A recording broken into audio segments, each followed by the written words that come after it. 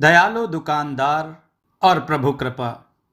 माधव साहूकार की गांव में एक पुश्तैनी किराने की दुकान थी। उस दुकान में सभी सामान मिलता था, पर माधव साहूकार नाम के ही माधव नहीं थे। वह माधव के भक्त भी थे, यानी भगवान श्री कृष्ण के भक्त भी थे। वह हमेशा लड्डू गोपाल की पूजा करते थे। बिना उन्हें प्रसाद चढ़ाए वह जल भी ग्रहण नहीं करते थे। उनके घर में उनकी पत्नी, बेटी और एक बेटा था। वह सभी अपने पिता से दुखी थे। माधव साहूकार दुकान पर आने वाले सभी ग्राहकों को बहुत कम लाभ में सामान दे देते थे और गरीबों को तो बिना मूल्य भी दे देते थे। इस कारण उनका भी घर बड़ी मुश्किल से चलता था। भोजन पानी की तकलीफ तो नहीं थी, किंतु जिस प्रकार बाकी दुकानदार शान से रहते थे और अपनी घोड़ा गाड़ी में घूमते थे, पर माधव साहूकार तो माधव के भक्त थे। मेरा क्या है, सब कुछ माधव का दिया हुआ है। खाने पीने की व्यवस्था उन्होंने किया है, बाकी भी वही करते हैं। इनके इस बात से उनकी पत्नी और बच्चे बहुत चिढ़ते थे। उनकी पत्नी कमला हमेशा कहती, बेटी बड़ी हो गई है और तुम्हें तनिक भी उसकी चिंता नहीं है। उसका विवाह भी करना है, बेटे के भविष्य की भी चिंता नहीं है। तुमने तो दुकानदारी का भी भट्ठा बैठा दिया है। सभी लोग बिना मूल्य ही सामान पाना चाहते हैं, तो अब वह इस दुकानदारी को नहीं चला पाएगा। माधव साहूकार कहता है, अरे भाग्यवान, काहे चिंता करती है? हमारे लड्डू गोपाल हैं ना, वह सब कर देंगे। कमला कहती है, उनके लिए तुम रोज जो घी के लड्डू बनवाते हो, उसमें भी तो खर्च होता है। क्या करते हैं तुम्हारे लड्डू गोपाल? बस सेवा करवाते हैं। अब कल से तुम स्वयं उनके लिए लड्डू बना लिया करो। देखते हो कैसे चढ़ता है देसी घी का लड्डू। कमला अपने बच्चों के साथ गुस्से में आकर अपने मायके चली जाती है। माधव साहूकार तो हर पल लड्डू गोपाल का नाम ही जपा करते थे। उनके अलावा उन्हें कुछ भी नहीं आता था। अनाज का नाप जोख भी स्वयं ग्राहक ही कर लिया करते थे। वह तो केवल बैठे भजन में व्यस्त रहते थे। पत्नी के जाने के बाद शाम की पूजा के लिए लड्डू गोपाल के लिए भोग चढ़ाने की व्यवस्था कैसे होगी, इस चिंता में माधव परेशान होकर रुआसे से हो जाते हैं और लड्डू गोपाल से शिकायत कर कहते हैं, प्रभु, मुझसे ऐसी क्या भूल हो गई जो आप मुझे ऐसी स्थिति में ला खड़ा किए हैं? आज मैं भोग कहां से लाऊं? वह रोने लगते हैं। तभी उसी समय एक छोटी बच्ची वहां आती है। उसके हाथ में एक छोटी सी डिबिया थी। वह माधव साहूकार को देखती है और कहती है, माधव काका, आप ही हैं?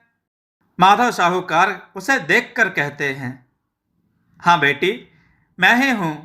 क्या चाहिए तुम्हें?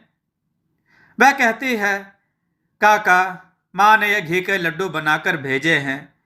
इसके बदले मुझे चना और धान दे दीजिए। माधव चौंक कर लड्डू गोपाल की तस्वीर को देखते हैं, फिर इस बच्ची की ओर देखते हैं। वह बच्ची को खुश होकर चना और धान देते हैं। उसके डलिया से लड्डू निकालकर अपनी पूजा की थाल में रखते हैं। बच्ची उन्हें प्रणाम कर जाती है। माधव दुकान बंद कर घर जाकर लड्डू गोपाल की पूजा करते हैं और उन्हें भोग लगाते हैं और फिर वही भजन करने लगते हैं। फिर रात में घर में रखा सत्तू खाकर सो जाते हैं। सुबह फिर वह पूजा करके बचे हुए लड्डू का भोग लगाकर दुकान पर पहुंच जाते हैं। उसी समय कमला बच्चों के साथ आती है और उन्हें पकड़कर रोने लगती है। माधव परेशान हो जाते हैं। वह पूछते हैं, क्या हुआ भाग्यवान? तुम इस प्रकार रो क्यों रही हो? क्यों ससुर जी ने कुछ कहा क्या? कमला कहती है, मुझे क्षमा करे।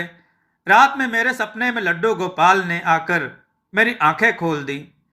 उन्होंने मुझसे कहा कि माँ, तुम मुझे भोग नहीं चढ़ाना चाहती तो मत चढ़ाओ, पर मेरे भक्त को भूखा मत रखो। तुम्हारी पुत्री और पुत्र की व्यवस्था करना मेरा काम है। माधव के पीछे मत पड़ो। नाथ, आपके कारण लड्डू गोपाल के दर्शन मुझे हुए। मैं तो निहाल हो गई। मेरे तो सभी कष्ट ही दूर हो गए। माधव साहूकार को यह सुनकर बहुत धक्का लगता है।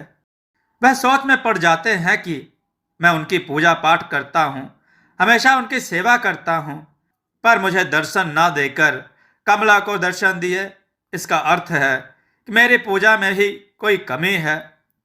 वह घर भागकर जाते हैं और लड्डू गोपाल के सामने गिरकर रोने लगते हैं। वह उनसे शिकायत करते हैं, प्रभु, मुझसे ऐसी कौन सी भूल हो गई जो आपने मुझे दर्शन नहीं दिया।